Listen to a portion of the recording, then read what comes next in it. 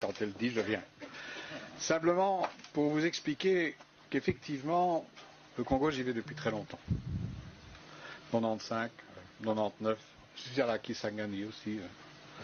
Et il y a quelques semaines, j'étais encore à Bukavu et à Goma. Et effectivement, je voudrais simplement dire que qu'est-ce que nous avons fait? Ce qui me fait mal, c'est quand j'entends dire sur les réseaux que la Belgique ne bouge pas. Alors, qu'avons-nous fait jusqu'à présent? D'abord, témoigner. Témoigner de ce que l'on voit. Témoigner de ce que le Congo a fait dans sa transformation.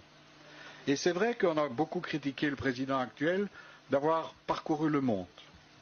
Mais finalement, il a remis le Congo sur la carte du monde. En expliquant ce que le Congo était finalement le poumon de la Terre et l'avenir de la planète. Même chose en ce qui concerne l'Amérique du Sud, où finalement on ignore. Les Occidentaux que nous sommes,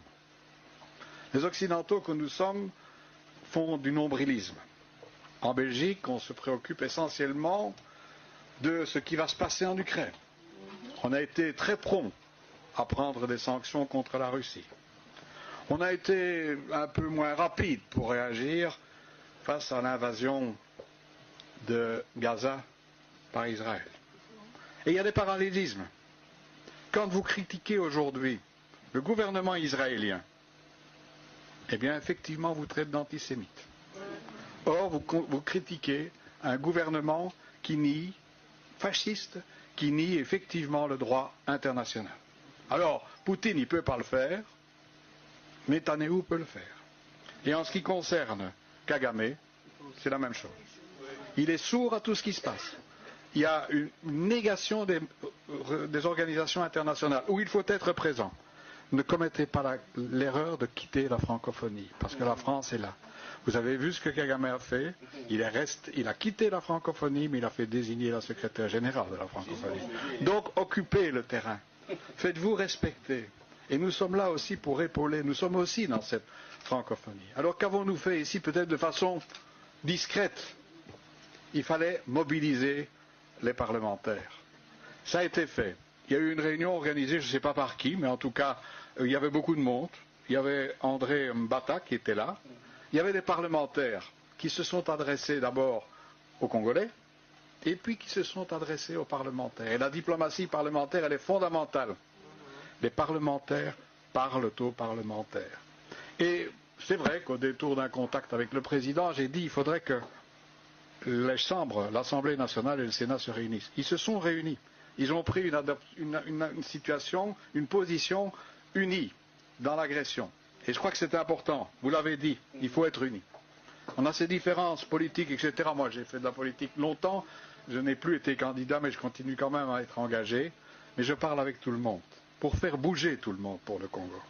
Et on a dit tout à l'heure à Hilde Voetman, oui, j'ai travaillé avec Hilde pour faire en sorte qu'avec Elio Di Rupo et Esther Keulemans, etc., les Belges se voient réellement mobilisés pour porter la résolution qui a été portée au niveau européen et qui a abouti et qui devra être concrétisée avec la Commission. Il faut continuer à faire les pressions là où on peut le faire. Il est clair aussi qu'avoir des représentants comme on s'est connus quand on était au gouvernement, c'était déjà, mais aussi comme Lydia et compagnie, ils occupent des endroits stratégiques. L'un président de l'Union interparlementaire section Belgique-Congo comme je l'étais, et la vice-présidente c'est Lydia. Donc on peut effectivement continuer à apporter l'attention sur le Congo. On doit parler autre chose que l'Ukraine, on doit parler aussi d'Israël-Palestine, mais on doit aussi parler de l'Est du Congo et du Congo dans son ensemble. Sans honte. Les erreurs du passé, il faut les assumer. C'est clair. Ça a été scandaleux, on a laissé tomber les Congos et le Congolais, on est parti comme des vadrouilles, comme des gangsters en quelque sorte. C'est scandaleux. Et donc aujourd'hui, il faut faire du partenariat dans tous les domaines, mais pour la population. Et à côté de cela, après avoir travaillé, je vais dire au niveau européen, il y a eu aussi la convocation de la commission spéciale où Lydia parlait, où tous les partis, il n'y en a aucun qui a dit le contraire, tous les partis, avec des tonalités un peu différentes, ont dit qu'il fallait effectivement condamner et avancer. Il y aura effectivement Au niveau du Parlement bruxellois, le travail a été fait. Au niveau du fédéral, le travail est fait. Au niveau des régions et des communautés, ça sera fait aussi, puisque Anne Lamblin, qui est aussi députée, qui a travaillé pour moi à une certaine époque, va aussi déposer une résolution allant dans le même sens. Les partis politiques vont se mobiliser. Le mien va se mobiliser, il va organiser aussi une réunion. Et tant mieux s'il y a d'autres qui viennent. J'ai eu un contact aussi avec le nouveau ministre des Affaires étrangères, comme j'ai eu des contacts avec tous ses prédécesseurs. Et effectivement, vous avez vu qu'il tient un discours qui est un discours de fermeté.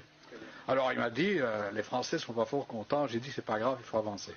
Et effectivement, de proche en proche, et avec la suspension de la coopération, c'est bon, ben voilà, c'est comme ça. On va peut-être récupérer les moyens de cette coopération pour réinvestir dans la reconstruction de Bukavu, de Goma, etc., et pour aider la société civile. Il faut être pragmatique. Et on va continuer à travailler comme cela, de proche en proche, vers les ministres, vers les députés, vers la société civile. Et puis il y a les manifestations. C'est vrai, les manifestations, c'est important. Le travail parlementaire est important. Le travail dans les gouvernements est important. Il faut maintenir la pression à l'intérieur et à l'extérieur des gouvernements, l'opposition et la majorité, et trouver une union aussi pour soutenir le Congo. Mais il y a aussi des actes symboliques à poser. La symbolique est très importante. Et quand j'étais ministre de la Défense, à Kinshasa, il y a un monument aux militaires congolais qui sont venus mourir dans notre pays. Et à Anderlecht, ou dans une autre commune de Bruxelles, je ne sais pas laquelle, il y a aussi un monument à l'identique. Et je dis depuis le début, peut-être qu'au détour d'une manifestation, il faut porter cette symbolique et aller la rappeler, en quelque sorte, que finalement des Congolais sont venus mourir ou sont morts pour nous, pour nos libertés. C'est fondamental. Comme il faut le rappeler pour les Marocains, pour les gens de l'Afrique du Nord qui sont venus mourir chez nous aussi. La mémoire est importante parce qu'elle crée des liens et elle rappelle nos responsabilités. C'est au Square Ega, Scarbeck. Merci beaucoup pour l'indication. Je mettrai ça dans mon je sais pas, mon GPS ou quelque chose comme ça, pour y arriver. Non, je crois que c'est important. Et aussi sensibiliser, parce que, et puis je serai pas plus long, hein, mais comme Botenga n'était pas là, on dira que j'ai pris la parole à sa place, c'est pas grave. Mais il ne m'en voudra pas, je ne crois pas. Ce qui est important aussi, c'est que les travaux faits par le président de repositionner le Congo sur la carte du monde portent